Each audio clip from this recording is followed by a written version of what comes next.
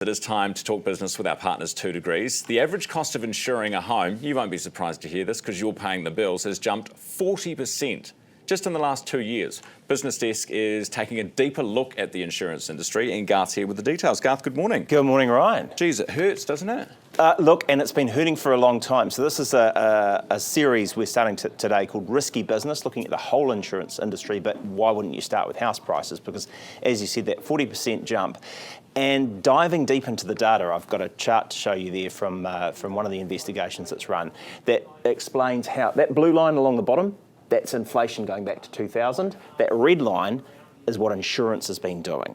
So way ahead of the cost of living. You're talking about, 128% in the past 10 years compared to 33% lift in interest. If you go right back to 2000, 916% increase in the cost of home insurance versus about 90% worth of insurance. A lot of that was because of the Christchurch earthquakes. Well, I was going to say, is it not justified given what immediately precedes it? Well, for a couple of years, yes. There's always a period, and that's probably the good news that we're hearing is that it's drifting back towards around about a 10% year-on-year increase at the moment, which is still way ahead of inflation, but it's dropping back. And I guess the big drivers there are that they are, the insurance companies would say, hey, we're having to, just like when you crash a car or something happens to your house, that cancels the policy. You've got to go get a new policy, and then you've probably got to pay more next year. They have the same problem with reinsurance.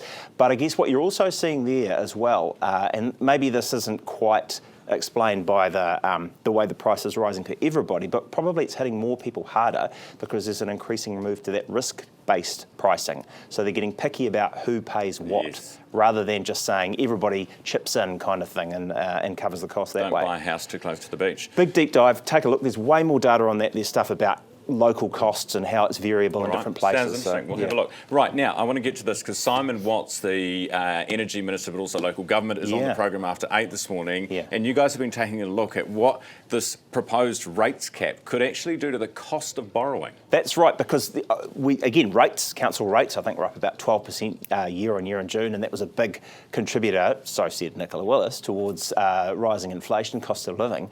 And Simon Watts took advice on, hey, let's look at capping rates. Well, the advice he got back from Treasury sounds a lot like the same advice that it got from S&P, the big ratings agency.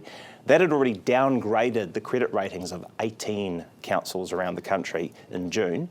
And it was saying basically, the analyst Martin Fu has told us, Ollie Lewis, who's been taking a look at this, look, if you were to scale back the ability to pay, the big revenue item, that's going to hit your books, and we're going to downgrade your credit rating, so it's going to cost them more to borrow.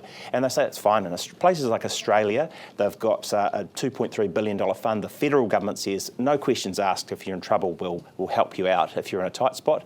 Without something like that, they say we're just going to increase the cost of borrowing for some of those councils. Because you're a riskier lend. Because basically, they don't know, you don't have... You're taking a pay cut. And you don't have an infinite ability to raise revenue as councils do at the moment. And that's a big part of, and these ratings agencies look at that and say, if you can't raise the money, well, where are you going to get it from? Who's going to buy the Hurricanes rugby franchise in Wellington? What do we know? What do we know? Well, we knew that there was some trouble. We knew Wellington Rugby Union had announced something like it was a negative working capital of $645K in April, and it said it had material uncertainties about its ability to carry on. It owns half of the franchise.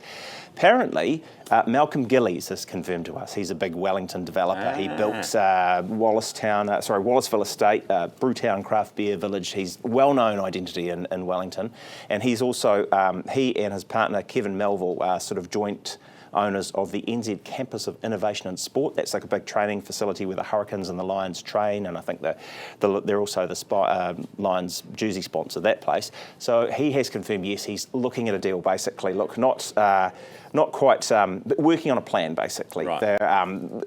It'd be a big, sad day. But I guess the union's saying it's a trouble because when they win games, the Lions that is, it leaves them with a big bill for staging finals. So it's actually hurting them. So they're looking at trying to offload the Canes, who also need a cash injection, to try and make some money. It looks like he's going to possibly step in.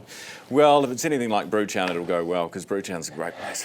Right, it is 12 minutes away from 8. That's Garth Bray from Business Desk, and we talk business every day, thanks to our partners 2 Degrees.